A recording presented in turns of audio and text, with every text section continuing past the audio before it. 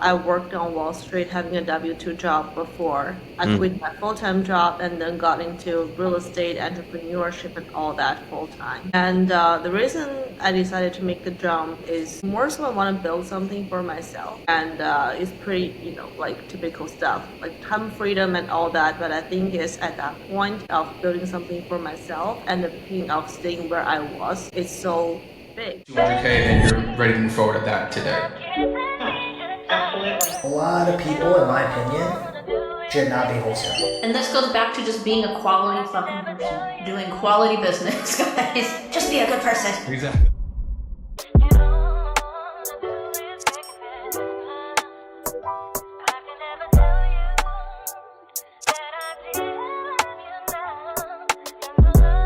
Hey guys, welcome to another episode of The Deal Room. My name is Matt Walton, here with my co-host, Eva. How you doing, Eva? Good. Good to see you. How's your week been? Or Monday? It's Monday, right? Is it Monday? It is. Yeah. It is Last Monday. week we tried to get the Starbucks Bear Cup, didn't work. And Didn't then your little guy got sick. How's he doing? Oh, he's good. Yeah. He was peeing a lot every like 5 minutes. He had to go to the bathroom, which is weird. Like, all right, something's wrong. And then turns out I just need to poop. He's okay.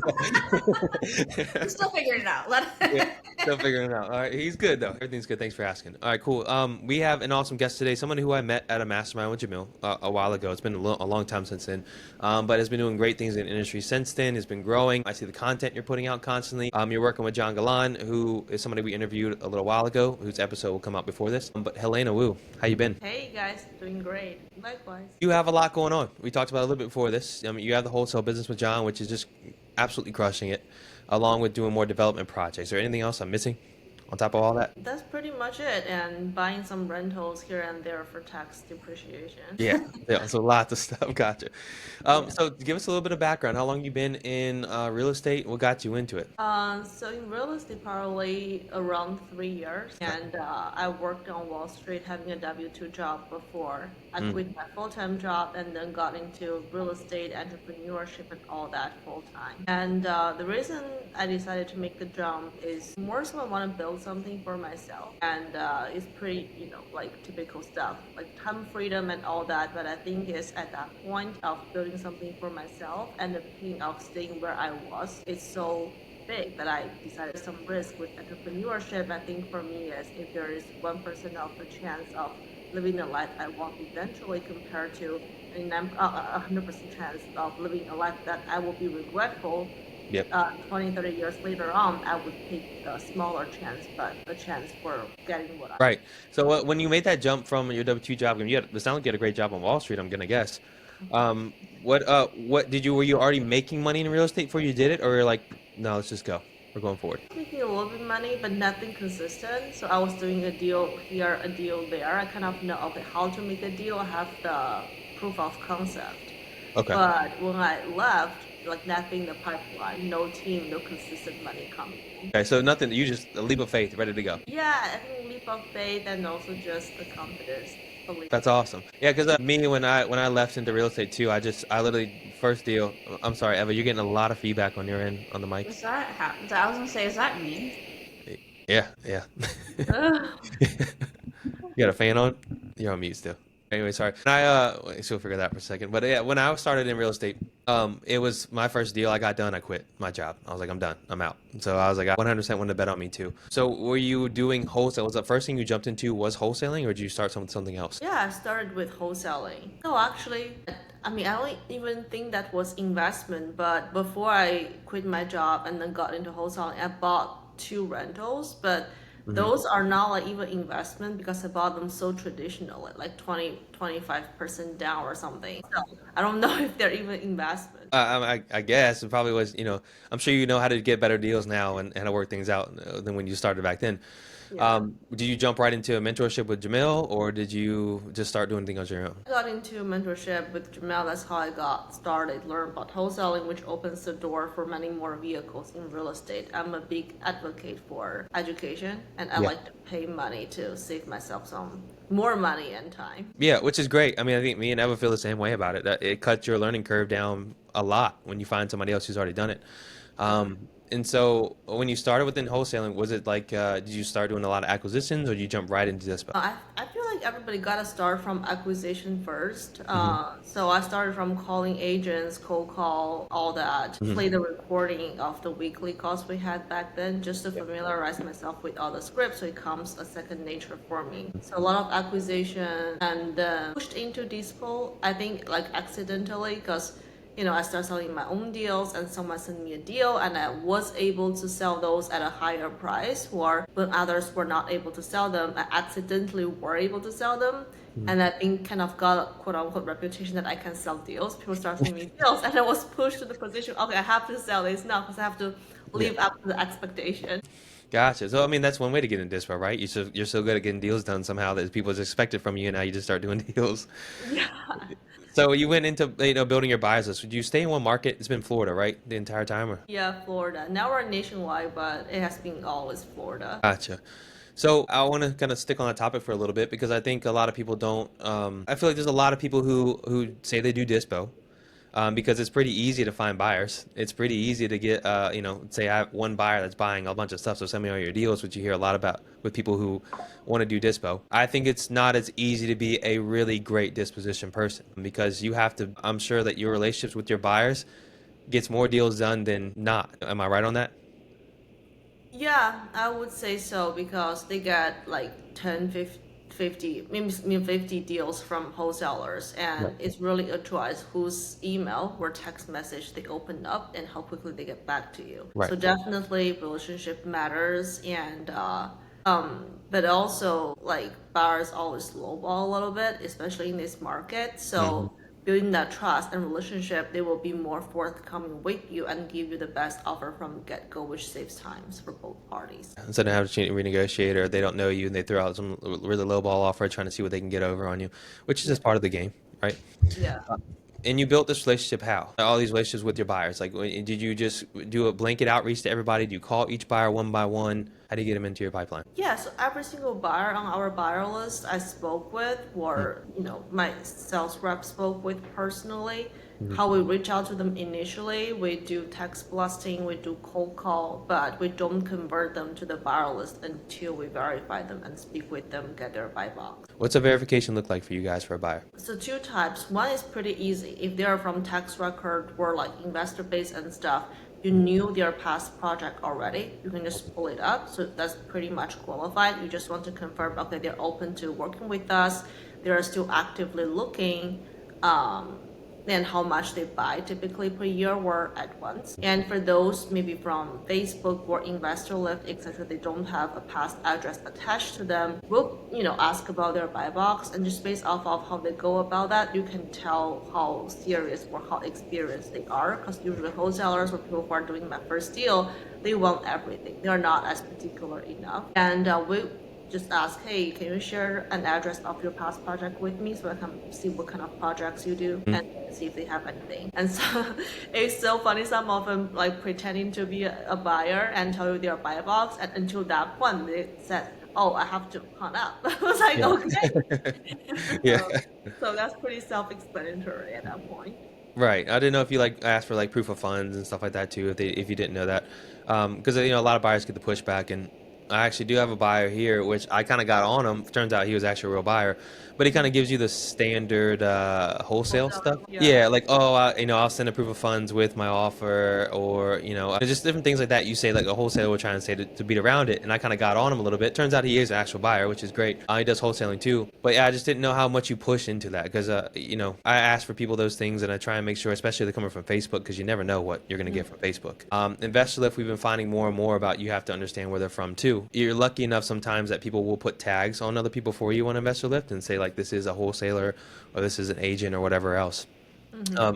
With that, I mean, you guys probably sell most of your deals to your actual buyers. How often do you have to dispo through a real estate agent or through another wholesaler? Real estate agent, I wouldn't say never, but like they were added as a buyer, and they very one-off situation, and this for wholesaler also very one-off. But I guess another drawback at this point is, maybe that's just my feeling, is when we do send a deal once in a while to this for wholesaler, they feel like, oh, if you guys cannot sell it, then it's definitely not sellable. We're not Right. working with Right. So yeah, almost never. Yeah, you guys work with a lot of agents too. I'm sorry, not agents, but other wholesalers that bring you deals.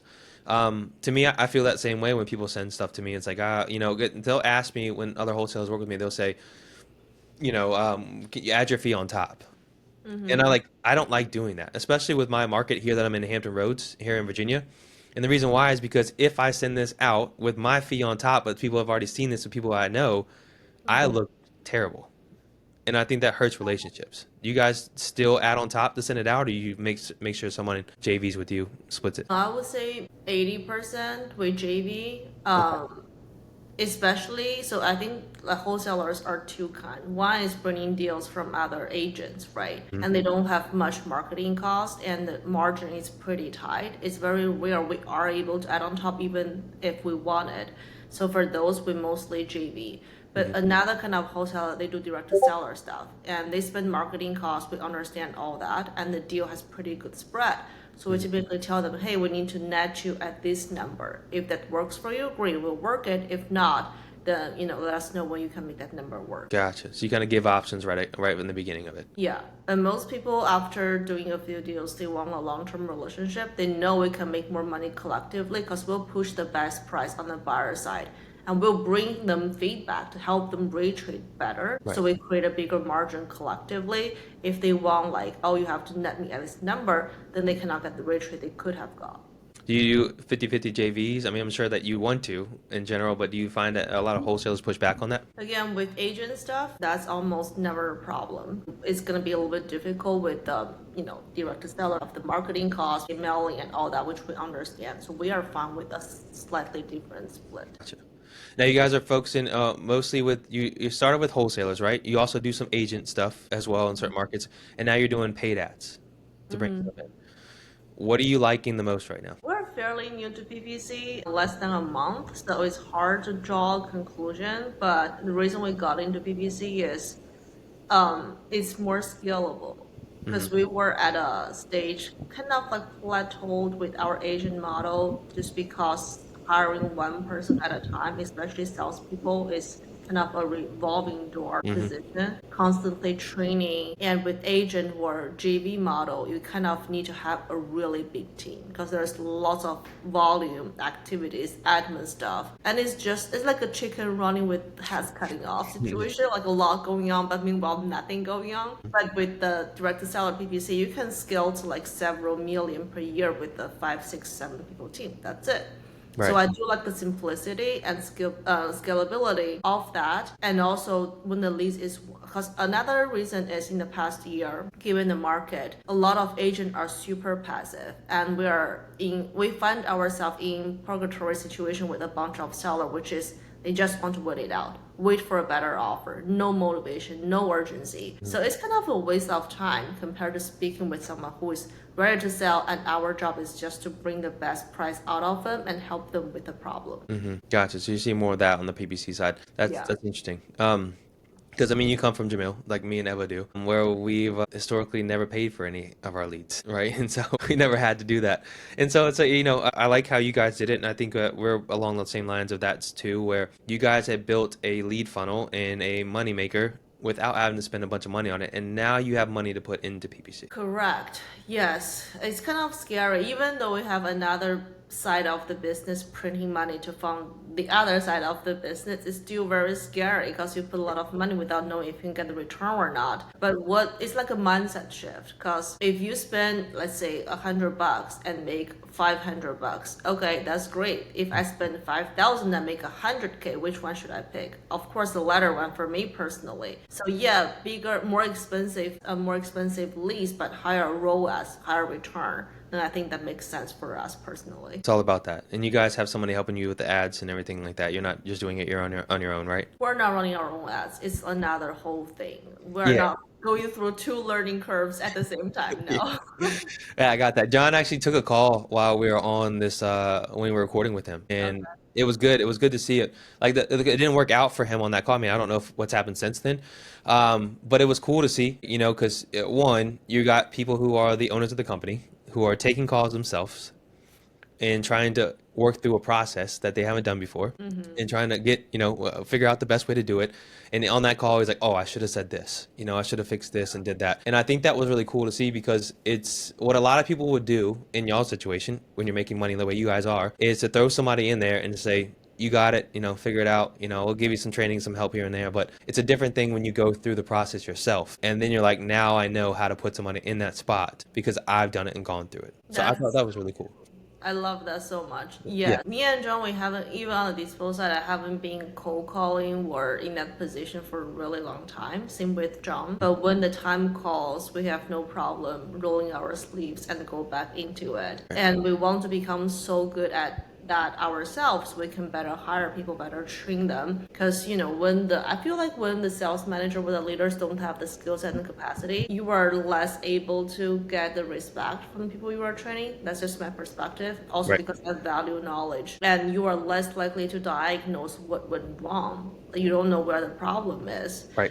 And on the dispo side, it's also quite different with DTS. DTS is direct to seller kind of dispo, because now you have to be a lot more resourceful. You need to talk to seller directly, schedule access, showing pictures, talking to agent. I actually will work a lot with agent to sell deals, because now we don't have the problem that is a agent deal. You cannot sell through another agent kind of problem. And we can do innovation. There's a lot more strategy. So it's a lot of learning curve as well. And now we're going nationwide. So talking to buyer, call them so I can learn buyer's behavior pattern. I can develop market knowledge myself. I haven't been cold calling for years, but if I need to, I'm doing cold calling myself now. Yeah, I mean, look, I'm sure that it will come right back to you after a couple calls, if anything, to have the cold calls and doing it, because you guys have been doing it for so long and you understand the conversations, you know what you're talking about, which I think is probably the biggest problem that people have when they start, is they're scared of what they don't know, and that they're being asked a question that they don't know how to answer, and that kind of freezes them up a little bit. But for the most part, you should pretty much know how to answer everything at this point, or pretty close. Yeah, but it's also a draining task, like same thing over and over.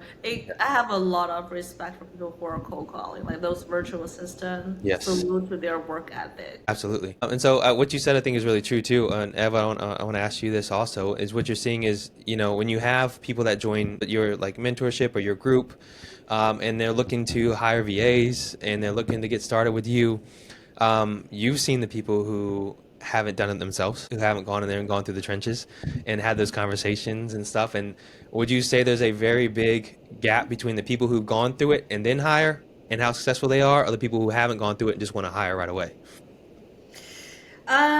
Yeah, there's a huge learning curve of the people who haven't gone through it and try to hire, because especially if they don't have someone who's mentoring them, someone who's helping them cut that learning curve, they have no idea what they're training this person to do. So then therefore this person just doesn't know what they're supposed to do either. Right. So then you've just got two people who have no idea what they're supposed to be doing, and of course they're not having any success because they're both learning as they go. And as a business owner, you should be the person who knows how to do what needs to be done to show that person. Eventually you scale to such a large size that you don't need to be the person who knows how to do the thing, but you need to have a person in place who knows how to do the thing. And maybe they teach you a little bit and you guys can see a little bit together, but they should be an expert in that space if you're going to hire someone who does something that you don't know, which is kind of like Helena doing it with the ads. She's saying we're not going to do two learning curves at one time. So they're not going to go and learn ads. They're going to hire someone else in place that knows how to do ads. So you can't just hire someone who doesn't know what they're doing. Right. Yeah, there's things you want to learn, things you don't want to spend your time learning. Especially, by the time Helena and you guys learn how to do ads effectively, I feel like it's already advanced another couple of years, and I already had to catch up again. Same thing with anything else that's big like that, if you can find somebody you trust. So with the dispo side of things that you guys are doing before we head off of that, I'm sure you have process in place. Obviously, to run a business, you have to have process in place. And so you have your acquisitions. They take everything up into the point of contract and stuff like that, and then they have to move everything over to you guys. Now, dispo, what would you say the full responsibilities of a dispo rep is? For one, when it is your deal and when it isn't your deal, but you're working with somebody else. What do you mean, not my deal? I work with someone else. You're JVing with somebody. A wholesaler brought this to you. Like, how much do you have to do on the dispo as far as, like, for example, when you're doing it on your own deal, you have to coordinate everything, like you said. You have to coordinate with the seller. You have to coordinate with everybody. You have to get everything in line. How much are you expecting on the acquisition side to do while you're working with them, and how much are you as a dispo rep doing everything yourself? Yeah, good question. I think acquisitions expectation is just being responsive. Like some wholesaler doesn't have the urgency. It's your deal. Like you are not even have the urgency. So be really responsive, especially we're actively working on a deal. That's the first one. And the second one, the biggest one is like, because this is what I see from wholesale, especially the newer ones, right? They negotiate against us on the price. When in reality, they should go back to the agent or seller, talk to them, not trying to bring us up on price because it's not our offer, it's the buyer's offer, right? So as opposed to pushing back, you should bring the feedback we gave you and go back talk to the seller and try to bring them down to make the deal work. So they got defensive for like no reason, where they're just scared of going back and ask. But you cannot get what you want if you are scared of even trying. It's just ask. That's it. Right. So those are two expectations on the wholesaler side, and we pretty much take care of everything. From like disposition, giving them feedback to renegotiate, transaction coordinating. We have in-house TC and take care of all of that. All they do is probably just help us get access and pictures. That would be it. And sometimes if there's no pictures, they don't have anybody to go take a picture, but we have local boots on the ground where resources will send that person ourselves. And also all the fires in escrow, issues coming up, we'll take care of all of that. Awesome. So tell me, give me like a quick checklist of things that a wholesaler that wants to bring you a deal, they need to have in place for you so that way you can be effective as a dispo. Yeah, so address. How funny is that? People don't send you address. Just give me an offer. So address, definitely asking price, pictures. If you don't have the picture, at least a detailed description of the property condition, the age of major stuff like that. Then we would need the title company so we can at least know it's legit. Closing date. Before we decide to push a deal to dispo, let's say if all the numbers check out, the picture checks out, before we push to dispo, we would ask a redacted AB contract. So we want to verify you do have the contract. And there's no like special terms like buyer pays agent commission, stuff like that. There are some crazy terms. There's no post position. If there is any, I want to see it in the contract. Right. That's pretty much everything. Yeah. Okay. And obviously, if you ask for that stuff and they can't give you any of that stuff, you pretty much red flag goes up and you're like, all right, this person probably doesn't have a contract. There's no reason they don't share, right? It's not like we're asking ahead of the time. Now we are about to work it. And we just tell them, hey, one of our buyers is asking for it. And usually there is no pushback if we say so. Right. When you do this, I'm curious about this because I've heard mixed feelings about this and how people kind of go back and forth. When your buyer, when you're about to sign this thing and the buyer asks you for an original contract, the original contract you have with the seller or with the wholesaler, do you send that to them? You mean when a buyer is about to sign the contract? About to sign the assignment. Before they sign the assignment, they say, I want to see the original contract you have with the seller. Do you send it to them? Do you redact it? How do you do that? That's a learning thing for us. Before, we don't send that to them, but after a certain lesson, we send that to them without them asking every single time. So you send it every time? Yes. They never ask for it, but we send it to them every single time. Okay. We send it to them first before even send assignment because it just came back, bite us so many times later on. Oh, I don't know this. Oh, I wasn't disclosed that. But now we send it to them every single time. It's in the contract. You cannot say you don't see it. So now we do that every single time. Interesting. Okay. Yeah, I've heard feedback on both of those sides of whether bite us so many times. Now we learned our lesson. That's actually a good point of that because I didn't think about that necessarily about what they complain about. But to me, it's like I don't get why you wouldn't send it. Because I couldn't agree to sign an assignment on a contract I've never seen before. It's like, hey, I agree to take over this contract, but I don't know what the contract says. Like, who in the right mind would do that? I've had like wholesalers that say they would never do that and that they need to sign the assignment first. Like that doesn't make any sense. Like you're asking somebody to do something crazy. But I never, from our perspective of doing it, I never understood or I never thought about the issue of having it where they can, say that you never disclosed something, you didn't tell me it was on the contract, things like that. Yeah, there's buyers that we don't care if it's redacted or not. We'll just send it to them because we trust them. Like, hey, don't complain about what we're making on this. You got your price that you asked for. And there's other ones, especially when they're newer, that I redacted. And I've even had, I don't know if you guys have had this before, but if you had buyers that complain about it being redacted, they get mad about that. Yeah, what are you trying to hide? Those sometimes they would ask. I would just say, hey, what are you looking to see that you are not seeing now? Yeah. And a lot of times it's not about, oh, I want to see how much money you are making. It's more so, my lender needs full contracts. Okay, no problem. What's your lender contact info? My TC will send it over to them directly. Right. Yeah. Or like after you sign the assignment and everything. Yeah, of course. Yeah, because then you send to the lender without the assignment signed, the lender's going to tell them what they're at, and then just Yeah. no issue like that. Right, but there's no point of reaching out to your lender before you even have a deal on the table. Right. Yeah. I mean, like, yeah, I said that too. Like, yeah, duh, we're going to send you the full unredacted contract to the title company and to the lender and everybody else. They're going to see that. They have to see it. Like, why wouldn't I do that? Yeah. People complain That's that. not on the closing table anyways. You cannot Right. hide that fee from them. Right. To me, it's just like, yeah, like I've had a buyer push back about that really badly, and I was like, don't work with us. Like, it just doesn't make any sense. There are so many other buyers who Right. don't care.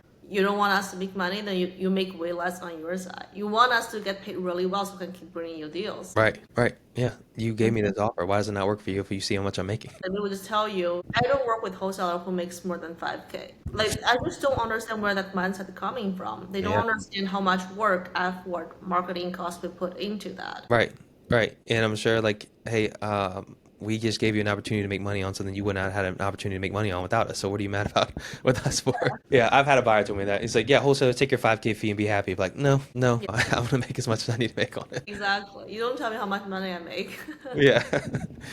Now, Eva, I'm sure you've seen this too with wholesalers out there. And, you know, you have your dispo process. You've worked. I think you sent deals to John and Helena also. You've seen it where like wholesalers, I see them post online all the time. What you just said, Helena, was, you know, we have more buyers that we can work with. A lot of times you see people who online who are just like, I got one buyer, he's buying everything, send me all your deals. Like, I don't know. You consider them an actual dispo wholesaler, or you just consider them a wholesaler with a buyer? It's two different things, I think. I just consider them a wholesaler who potentially has a buyer, but not necessarily. I mean, when they do those posts, like you see those posts on Facebook groups or inside Astro or whatever, and where they're like, I've got a buyer and they want everything. They want to buy everything. I'm like, okay, well, it doesn't really sound like you have a buyer. It sounds like you have someone that you just found that you haven't really built a relationship with yet or done a deal with yet, and you're just trying to shop them everything and anything you can. The conversation you guys were just having, John had kind of said in his interview that you have this magic skill of getting buyers to come up another 10, 20, even 30K from what they originally offered. So I'm wondering, what is this magic skill? How are you making that happen? I think it really depends on scenario. I think the fundamental skill set is being able to think on my feet, like react quickly. Because for each deal, the scenario is different and really leverage the situation. For example, let's say sometimes the deal is tight, right? Like there is only 10K margin. And buyer wants to offer like whatever price, I would say, hey, I can even just send you the AB, let you know we're doing this deal for you for free already. And at that point, I would send them a contract without redacting the price, because they can say, okay, this is the price. And if we only have 5K margin, hey, that's like the marketing cost where we're gonna pay agent, whatever. So you see, we're doing it for you for free. So, okay, usually they are willing to come up, okay, just to make us get paid 2K. But you know, you actually have 5K margin, you can work out a rate trade, etc. Some other scenario, you can leverage the competition, the urgency, like play the buyer against each other, but you don't want to play it to a point where you piss them off. You kind of want to like be on their side. Hey, my colleague has another buyer and they are like 5K, 10K higher, whatever the number is. And my colleague is still vetting them to see how serious they are. So I do want to help you get this one down, but I don't think we have the luxury of time going back and forth. What's the best you can do on this one? Yeah, bring them up a little bit. And other situations, just leverage seller situation, right? They have a mortgage payoff, they cannot come down at all. That's their bottom line. They're walking away with no money. Just really making shit up, I would say. Yeah, Not fully making shit up, but Yeah. you do want to be quick, you know, react on the spot. Right. It's good negotiation in general. Because, I mean, they're doing the same thing. It's all about how you frame it. Exactly. Yeah. And so, you know, I tell my dispo lady too, and dispo team, like, yeah, buyers are just trying to negotiate. Like, I don't get mad at them for doing that. I don't get mad because you throw a lower offer out. They're just doing what they can to try and make a little extra stuff. We just have to be good enough to get them up and understand that. How often do you have to talk to your buyers? I don't want to say convince, because convince is the wrong word, I think. where like you have to prove your case. Does that make sense? Like as in like maybe they're not seeing your ARV, maybe they're not seeing what it is, but how often do you actually come through and say, all right, here are the details of what we're seeing. We're seeing this ARV because of this here. We're thinking that rehab will be this. I mean, do you guys go into that detail about it, or you just don't even worry about it? I do, depending on the situation. Personally, do, but I see for sales reps, some of them are not comfortable enough to go into numbers because they just don't know the numbers that well. Then they don't, and some of them they don't believe in the number themselves. That's like we can talk about that later, but that's the biggest reason for failure as a sales rep is they don't believe it's a deal themselves, then they don't feel confident to go into details. But I do when needed. And what I noticed is sometimes I learn as well because Barry will tell you, hey, this particular pocket is different from that one. So the ARV is not comparable. It's a different, let's say, HOA neighborhood or whatever. Okay, then I learned my knowledge. Maybe our underwriting team missed something. But some other time, yeah, you can point out the comms, the renovation. What I found interesting is I will work their own math, like reverse, like backwards. Okay, so you said ARV is this much. You said this is your renovation, right? And here is the offer price you have. So you want to make like 100K for a 300K deal. That sounds like a lot for deal size like this. And they would say, that's just the number we want to pay. We can buy other houses at this price. So sometimes they just have unrealistic expectations. Right, and you kind of lay that out for them a little bit too by doing the reverse math on them. Okay. That's awesome. Yeah, I think that's a skill that you've probably gained over a little bit of time in order to do that and the confidence within it. So you mentioned, and before we get off this topic, have you got any questions about dispo and stuff like that? I'm going to move over to teamwork. I'm interested in team now as well because you're talking about how you're teaching the sales associates to do this stuff. So I'm interested, how are you finding your sales teams? How are you vetting them? And then how are you training them to be as good as you? Yeah, so that hiring them, we post on social media with our application link, and we also post on all the major sites like LinkedIn. We post on WiseHire, which posts to a bunch of like other third-party platforms. And that's another reason we create content, not just to build trust, credibility, but also it's a good magnet for talents. And the people who we saw stood out from the interview is people who actually went through me and John's social media, watched a bunch of content. They came back like kind of quote what we said that resonated well with them, made them want to apply for the role or the questions they had about the video. So those can just tell you, oh, they actually are interested in the role, this role, not just apply blindly. And they did their research, they come prepared. Those are important qualities, making them stand out on any roles. Definitely, that's a good way of vetting them. And we also do a culture index test. It's like a personality test, but it's more accurate. I think it's one of the two tests. Another one is PI, but those one of two are like the qualified or approved to be used for hiring. I think some other tests they think is discrimination or whatever. So this one, because it's so accurate, so they do allow you to use that. And then we just have the profile mapped out. We know for each role what kind of profile we're looking for, and we just compare, okay, their profile and the profile we have ideally for the role. But if there is anything that we are not too sure about, because we learn how to read the profile dots, and from how their dots look like, we know what questions to ask for intentionally during the interview to get more clarity. And always role play during hiring. Then we usually don't like say anything, see if they follow up with us, because for salespeople that's really important if they are strong on the follow-up game. So that's about hiring. Yeah, any questions or more we want to talk about before we go to the training and all that? No, I actually do have questions about that because I think that's really cool. I like the fact that you guys just hold off for a little bit and just to see if they follow up, because obviously follow-up is probably where we get the most of the deals at within wholesaling here, so you have to be good at that. Are these all Americans that you're talking about you're hiring right here in this process you're going through? That is, yeah, all American. VA, we still do the test. We probably test the follow-up as well, but we almost never push our social media. Yeah.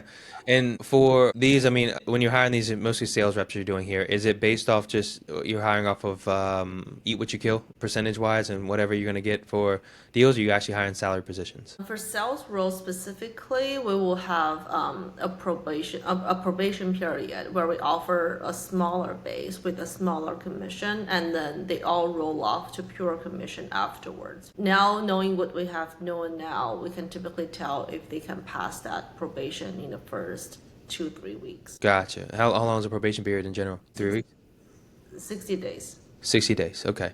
They have to come in and they have to show the work and stuff. Are you expecting a deal within 60 days, suppose, or are you just expecting just to see the work? Oh, definitely. This. With acquisition, at least I would say lock up 1 or 2 contracts. Gotcha. Yeah, that's with agent model. With PPC, it's definitely different. Mm-hmm. You have to lock up like immediately because you have the leads motivated or to sell. You have to close on them. That's it. Right. It's a lot simpler. Right, right. And then obviously dispo is a different percentage than you will get for acq because it's usually a little lower. You guys keep it all the same. And this will be slightly lower than acquisition. Yeah, I mean, it's, you're getting the deals brought to you. You just got to have the calls with the buyers. And I think you're getting a lot of deals from different places too. So a lot more opportunity on that. More contracts to work on. Right, right. So are you expecting people when they come and work with you or when they're coming to apply to you to have some level of knowledge and stuff? Or like, are you guys teaching them all the way from the ground up to be good? That's also a good question. So that's interesting because a lot of things I've learned before, now I'm unlearning all of them to relearn new things for the new model. And I think that's just part of the entrepreneurship is the next phase you're gonna get to is you gotta unlearn everything you learned first and then learn new things. I would say with agent side, definitely need experience because that's kind of like a unique skill set. How to talk to agents is so different. So definitely experience with working with agents or selling deals to buyers directly, and definitely experience for GV deals because GV deals is tough. It's small margin. You are racing with a bunch of people, so always have that urgency and be okay with high volume, small fee every single time. It requires a different mindset. So those, yes, having experience, but for PPC stuff, not necessarily. They cannot be in real estate at all on acquisition side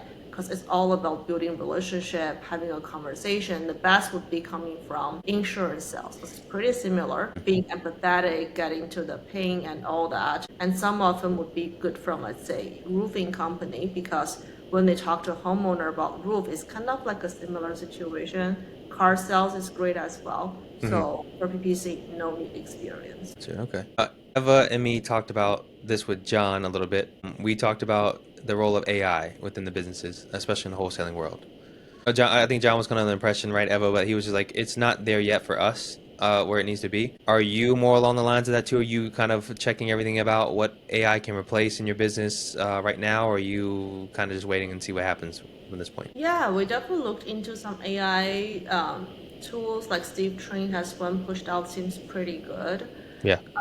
But I role played with them. I just feel like I can still tell its AI is too perfect to be a human being. Yeah. So I don't see that replacing sales rep ever, but we do implement AI in a lot of other aspects, like, market research or SOP, role play even, because we build our script and then call recordings, all that into AI. So the sales rep can role play with AI. We're getting feedback directly. Also build a ChatGPT TC because there are so many laws, especially if you're doing nationwide, lots of different ways of doing things, etc. So a lot of times the TC can just go in there, ask questions. You guys use a nationwide title company, or are you guys sticking one each local company on those Each parts? local different. We get referral for each market. Do you think that's better than having like a nationwide one that you work with all the time? Because we're kind of going back and forth about that right now. Which one nationwide is pretty good? Like Fidelity? I don't know. There's a couple now we looked around on. You only work in one market right now, right? Yeah, but I know Empora. Yeah. I think that's the one that's nationwide that everyone's using right now. No. Let's cut off this part, but no. Okay. Oh, I mean, like, okay, we'll cut that out. Maybe we'll just blot out the name and just like, all right, let's say no. Yeah, But- yeah. No, I'm wondering about it because we're expanding to different markets and stuff like that too, and you want to have obviously good relationships with them. Whether it's just easier to have like a really good, if there is a good one nationwide title company out there or not, versus having a new one every time. But even though it's different office, you work with different officer. It's not like you work with one person, so it's not much different. Interesting. Okay. Yeah. But I don't think that's a bad idea. If you can find one that is good nationwide with every single office, that's amazing. Let me know which company is. We just haven't found one yet. Hopefully, I don't have to go through too much trial and error, and hopefully it's a good one right away. But yeah, it's part of it. I mean, we've gone through a couple title companies here and there in different areas that just didn't work out for us in general. So we just have to find one new ones, anyways. Some of them are attorney state, so you have Yeah. to find an attorney anyways. Right, right. Interesting. So for training wise, I know you guys have your own process with training, running from the ground up on there. What do you your training program look like? For acquisition or disposition? A little bit of both. You don't have to go way too in depth about it. Just give us an overview. Overview. Yeah. So we have training, we have a bunch of videos, SOP, so they consume all those knowledge first. And we'll have the role play phase where we role play each kind of calls for each phase of the conversation. And we have the shadow phase where they do work. Sales manager will sit in the background, shadow them. And in the beginning, every single day, we also have the shadow phase about CRM because most salespeople suck at CRM. They're not super organized. So our operation manager will spend an hour per day with them, watch them operating maneuver their stuff in the CRM, and then correct them, give them support, etc. And that's onboarding training. As far as ongoing training, we have daily meeting with sales team always, and we have team meeting twice per week. What's a daily meeting look like? For sales team, Yeah. every day is different. Like Monday to Friday, it consists of role play, tape review, Q&A, and some special topic. Like let's say for sales, we want to hone in underwriting a little bit better, so you can better explain numbers to buyers, to agent, yada yada. We'll have like a special topic. Sometimes we have a market update so they can know what's going on in the market. Sometimes we'll have the cross-department meeting between underwriting, ag, and dispo, so dispo can bring buyer feedback, market insight to the other two department. We can refine our numbers, and ag can use those as ammo talk to agent. Yeah, I don't meet with my team but once a week, and they talk to me a bunch. Yeah, I'm not. I've been a part of a lot of organizations with meetings. In fact, one of my organizations I'm with now is what I'm helping to run with the VA side of things. We're doing a lot of different things, but a lot of meetings. And I try and be like as efficient as possible with it. I know my team. It's funny because my team probably wants more meetings with me than they have now. Daily meeting might be something we have to consider. How often do you meet with your people, Eva? I mean, we're in Slack all day, every day, so it feels like a nonstop meeting. We're always in Slack meeting. We do meet a minimum of once a week, but if there's something going on and someone needs help, we just jump on a call like that. So it's probably more than one, probably at least 3 times a week. But I like how you guys are running it because you guys have a good sized organization obviously right now. And I think you guys have made it to where you've built it to where when it gets way bigger, that it's still, you built it out. It's built, when it runs bigger, it runs the same, as close as the same as possible. I'm going to guess, right? Is that kind of thought process? As we grow, we have all our meetings with different departments. We're working together. Instead of acting like a small team, you act even bigger to make sure that as it grows out, it still works. Is that kind of the thought process behind that, or you haven't think about it at all? Yeah, I think kind of have to standardize. That's why it's replicable across. When you have new hire, it's going to be the same. But we're actually going backwards as opposed to expanding the team. We are leaning the team just because with the new model we discussed earlier about PPC, we don't need a big team. So we did cut the people from, I think back then 16, 17, now to like 10-ish. So that's probably the better way to go for us for now. Yeah, I don't envy you guys and doing JV deals a bunch. Me when working with wholesalers, it's such a pain to me. Like it's so hard. Like I would rather work with agents, and I know a lot of people hate working with agents. Sellers, we'll see. I mean, I'm looking to jump into that too, but working with other wholesalers is such a pain sometimes. I don't envy people who do that. Yeah, that's why I was saying people who are hired to do the JV model, it requires a different mindset. Right. Yeah. Yeah, Do you it's have small, to- a lot of volume, hectic, and racing all the time. I do see people build a successful model by doing that if they have a few very loyal wholesaler who only bring deals to them. That can work. You just have outsourced acquisition team pretty much. Regular JV model is too much volume. Yeah, that makes sense. So now when it comes to what you guys are doing now a lot more of, which is developing. So how did you get into that, and why developing versus like buying 1,000 more rentals? How we got into that is just made a decision we want to get into it. And that's pretty much how it goes for everything. It's just a decision and then start taking action. Okay. So yeah, we started from one project last year. Now we have 6 projects going on. And why we prefer that than rentals. We're still buying rentals for depreciation if it's a good deal. But if I have to choose, I probably prefer build to rent as opposed to buying rentals, just because, it's brand new. You have builder warranty for certain years. There's almost no cost for a good amount of time. Right. And the number works a little bit better as well. But what I like is it goes pretty well hand in hand with wholesaling, because wholesaling, is the fast, fast pace, high volume, chaotic. Development is a lot slower, usually 1 to 2 years for each project, and you have a lot of downtime, city and all that.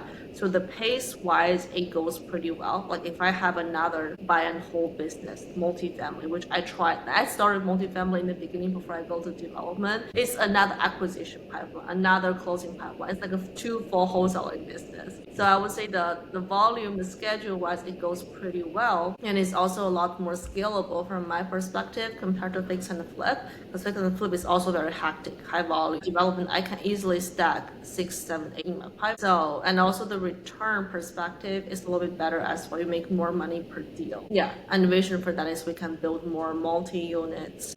It's similar to buying a multifamily or 1,000 rentals. It's just a lot more scalable in one place. What's the exit strategy for these? Are you selling them off, or are you holding on to all of them? We only hold one of them. It's a single family with an ADU in the back. We can run it out separately, and the rest of them will be selling. Gotcha. Okay. Yeah, I was interested to know about that because, I think there's a few different ways to scale within wholesaling or to switch it out. Obviously, expand into markets, expand into different avenues for leads, which is like JV or direct to seller agents. You have those you can expand into.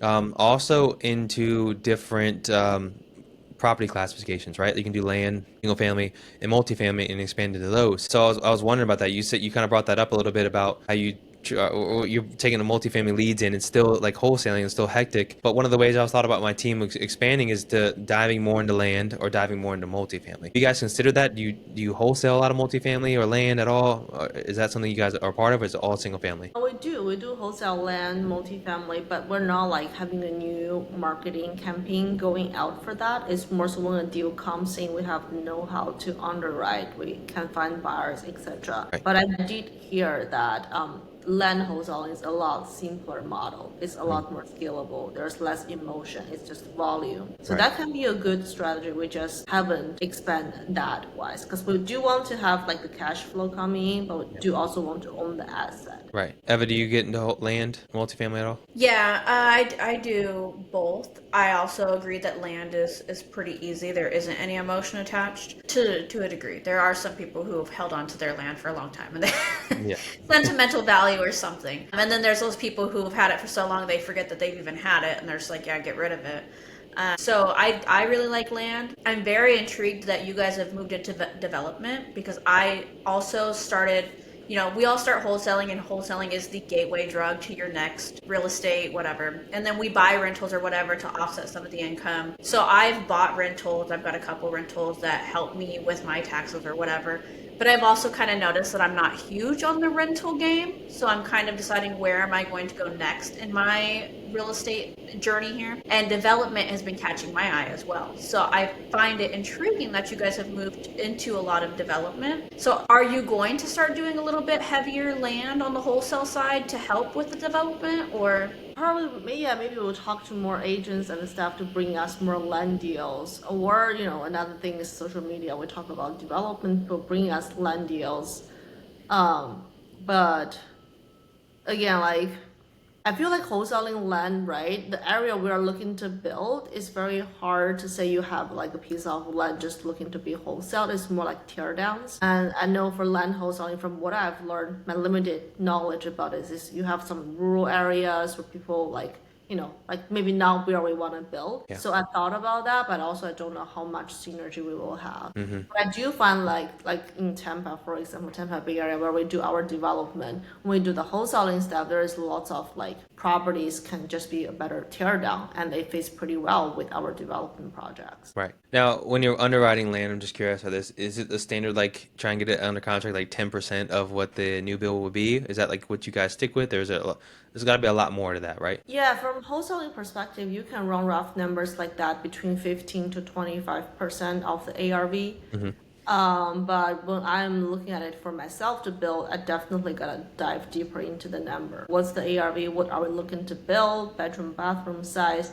What's the, because here's a different thing, like where you are building and the different size and different, especially in Florida, like on the beach or not, flood zone or not, a dollar per square foot can vary drastically, like so different. So I really need to take a look at the neighborhood, the final product we're looking to build, the other, the environmental setting, and then from my experience, how much dollar per square foot, and verify with the builder said how much we want to offer, and what's the highest and best use of the land. Because a lot of wholesalers, they missed it, they think it's going to be a fix and flip, you can tear down, build one single family, but developer knows you can do this and that and then build way more, and they get a great deal by just not telling the wholesaler. Right.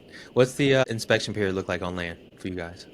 It's longer, right? Wholesaling will be longer because we gotta verify things with the city. Sometimes we need to get a survey. Yeah. So on the wholesaling side, it's longer. On the development side, the ones we have bought so far, to be honest, people bring the deal to us, and I kind of do my due diligence upfront already. So I want to offer. There's no inspection period. Okay, gotcha.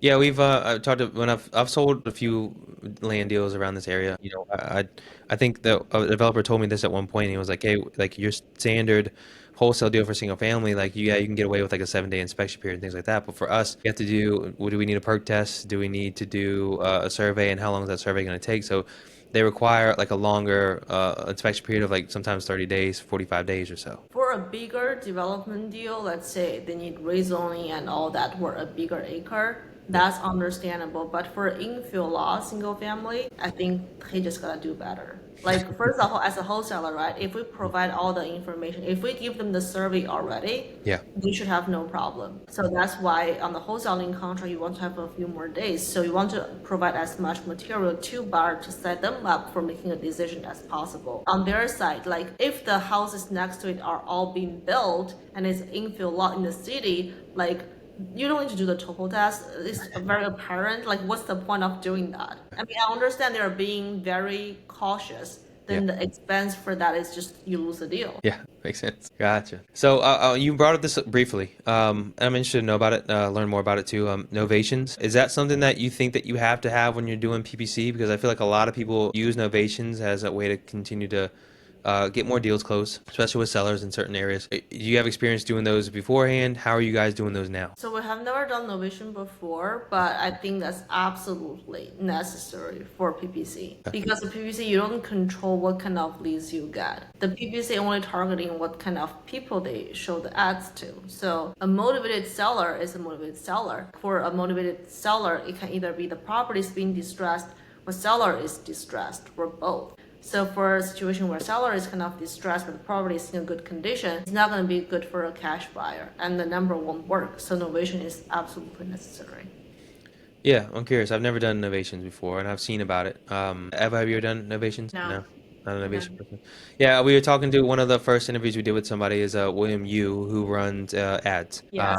You know Actually what? met him in person. He's in Tampa. I met him at Yeah, Oh. yeah. Okay, yeah, he's awesome. We talk all the time too, and considering doing ads and everything with him, but he talked about that too, like how important it is to do innovations with that because you want to obviously control your cost per lead. You want to make sure that you're actually getting deals done and get your return on investment. And a lot of these leads that come through, if you don't know how to do innovations or can't do that, that you could be missing out on a lot of opportunities for it. Yeah, exactly. Just because you don't have control of what kind of leads you get. Because with agent or, like other model, you can tell, hey, I want a fixer upper, I want Yeah. property that is distressed. With this, you just don't have the control. Yeah, because they're talking to an agent, you can tell the agent just go list that property. Like, there's no Yeah. reason to sell it to me for a lot cheaper. Just go list it. Same thing with us and with homeowners. They probably reach out to you because they don't want to list it or they don't want to go through the process of paying agents and things like that. And so you have an opportunity to make that easier with novations. Interesting. Yeah. Yeah, we're gonna have to learn more about novations here soon. So for you guys are currently doing development properties, right? You have 3 projects right now? 6. You have 6. Oh my gosh. So you guys are gonna build 6 deals right now. What does like one of those look like from when you acquired it to how much it's gonna cost per square foot? Like what's the whole breakdown? Every single one of them is different. No, It's very hard to generalize. Yeah. Gotcha. Yeah. Okay. Yeah. Because it's interesting about the developers. Just trying to learn more about developing how it looks like that. Your standard return on investment for those typically, like what's your minimum? So with build and rent, we're looking to pull all the cash out. So basically no cash in the deal. I mean, people years ago doing BRRRR can accomplish the same thing. I don't know who can still do the BRRRR nowadays. It's Yeah. very rare. But also the good thing is, it's a brand new house. There's very little maintenance along the way. Right. So in terms of other build to sell, it's pretty common, like 40-50% return, not annualized. It's just the ROI.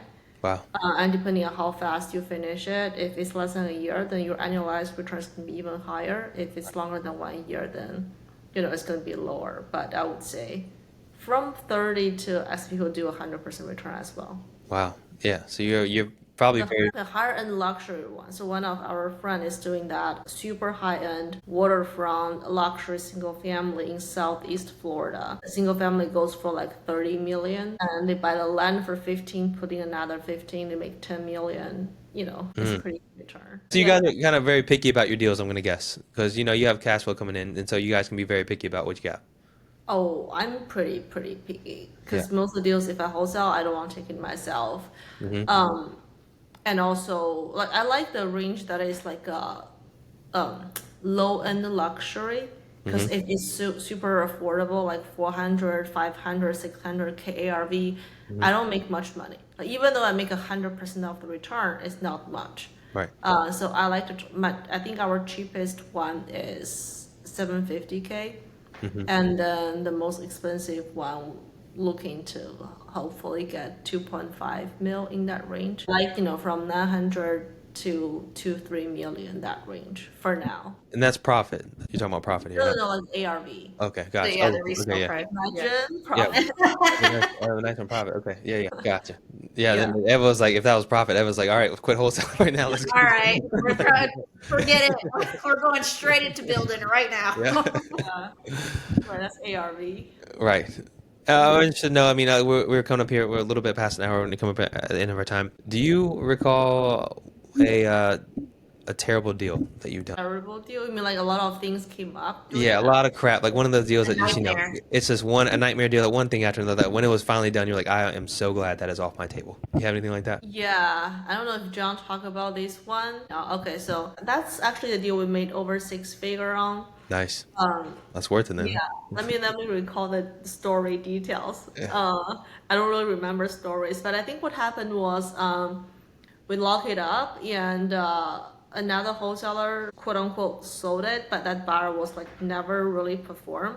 That buyer said on the Friday evening, hey, I deposited the earnest money, which is the last day of inspection after we got an extension for him already. And then by the time Monday comes, the title company doesn't have the EMD, and that buyer just ghosted. Like he never actually deposited EMD. Now we have the EMD hard already. And then I have to scramble all over find a buyer. And luckily I did find a buyer. So we did find a buyer. That buyer does not want to deposit EMD because they are kind of like elderly. They are kind of scared of like scam and all that. So I said, okay, how about this? We meet at your bank, and after we meet in person, we spoke and all that, and then we deposit the EMD.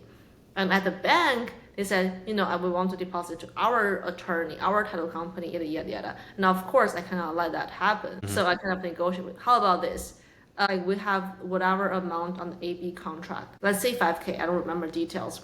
But I told them we have 10K on the AB contract. Among that, let's deposit 60% to my title company, 40% to yours. So at least it covers my side.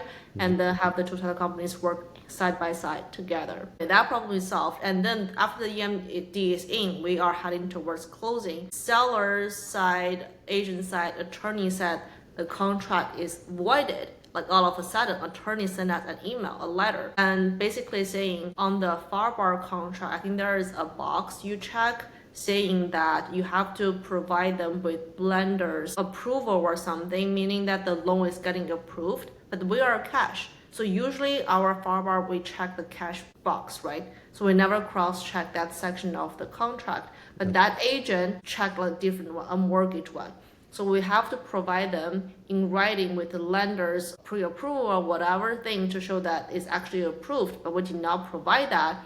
So they said the contract is what they want to back out of the deal because they think they undersold it, which they did not. So we went back to when the day that contract was signed. And then when they send us that attorney letter, I think on the forward said they have to send us the letter within 3 business days, and I think they sent it to us on the 4th business days. So they missed their timeline. And then we were able to say, hey, we still have the valid contract, this and that, and then we changed that to cash. And then a few days before closing in Florida, if the property is flooded, the buyer needs to sign hold harmless. And then we gotta convince the buyer to sign that because some buyers, they don't want to sign that. So we convinced the buyer to sign that, and then finally we closed.